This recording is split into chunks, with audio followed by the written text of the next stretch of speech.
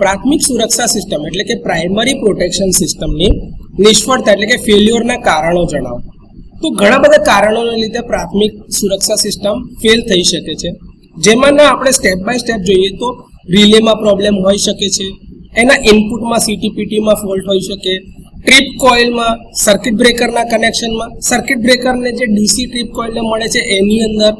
Circuit બ્રેકરના contact જામ થઈ ગયા હોય, રિલેનું કોન્ટેક્ટ ખોટું અથવા તો રિલેના કોઓર્ડિનેશનના પ્રોબ્લેમ હોઈ શકે છે, ઓપરેટિંગ પર્સન જે છે એની ભૂલ હોઈ શકે છે, અમુક વાર સિગ્નલ ના જતું હોય કમ્યુનિકેશન પોર્ટ થ્રુ તો એના એરર હોઈ શકે છે, અથવા તો કોઈ પણ બાહ્ય કારણોના કારણે બી આવું થઈ શકે છે. હવે વિસ્તારથી સમજીએ કે ધારો કે રિલેમાં કયા પ્રકારની ફોલ્ટ હોઈ શકે. તો રિલેની અંદરમાં કમ્પોનન્ટ કોઈ ફોલ્ટી થઈ ગયું એટલે કે ખામીયુક્ત ઘટકો, એનું સોફ્ટવેર અપડેટ ના થયું હોય, સોફ્ટવેરની અંદર કંઈક ઇસ્યુ આવે, અયોગ્ય ઇનપુટ સેટિંગ જે તમે ઇનપુટ નાખેલું એમાં સેટિંગ પ્રોપર ના હોય, અથવા તો કેલિબ્રેશનની જે એરર હોય એના કારણે રિલેમાં ફોલ્ટ થઈ શકે છે. હવે એના કારણે પ્રાઇમરી પ્રોટેક્શન ફેલ થવાના ચાન્સીસ છે. બરોબર ઇનપુટ કનેક્શન ના હોય અથવા તો સેચ્યુરેશન કાં તો રેશિયો એરર જેવી ભૂલના કારણે ઇન્સ્ટ્રુમેન્ટ ટ્રાન્સફોર્મર પ્રોપરલી કામ ના કરતું હોય, ભૂલથી સીટીની સેકન્ડરી ઓપન રહી ગઈ હોય, કોઈ જાતનું મીટર કે કશું જ કનેક્ટેડ ના હોય, એ કિસ્સામાં કનેક્શન લૂઝ હોય અથવા તો સર્કિટ બ્રેકરની જે ટ્રીપ કોઇલ છે અથવા તો ટ્રીપ સર્કિટ છે એનો ફ્યુઝ ઉડી ગયો હોય, ટ્રીપ કોઇલ જે છે એ ફેલ થઈ ગઈ હોય, એનર્જાઇઝ ના થતી હોય, ડીસીના જે બેટરીના વોલ્ટેજ છે એ પ્રોપર ના મેન્ટેન થતા હોય તો ટ્રીપ કોઇલ એનર્જાઇઝ ના થાય,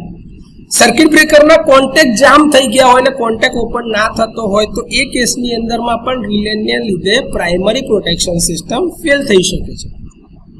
ખોટું રિલે કોઓર્ડિનેશન થયેલું હોય તો અમુક વાર પ્રાઇમરી કરતાં બેકઅપ રિલે ફટાફટ ઓપરેટ થઈ જાય તો એ બી પ્રાઇમરી સિસ્ટમની ફેલ્યોરનું એક કારણ છે. અમુક વાર તમે ઇનપુટ સિગ્નલ આપ્યું કે ભાઈ બ્રેકરને ઓપરેટ થવાનું છે પણ કમ્યુનિકેશન ચેનલ જે છે એ સિગ્નલ પહોંચાડતું નથી તો કમ્યુનિકેશન એરરના લીધે પ્રાઇમરી પ્રોટેક્શન સિસ્ટમ ફેલ થઈ શકે છે.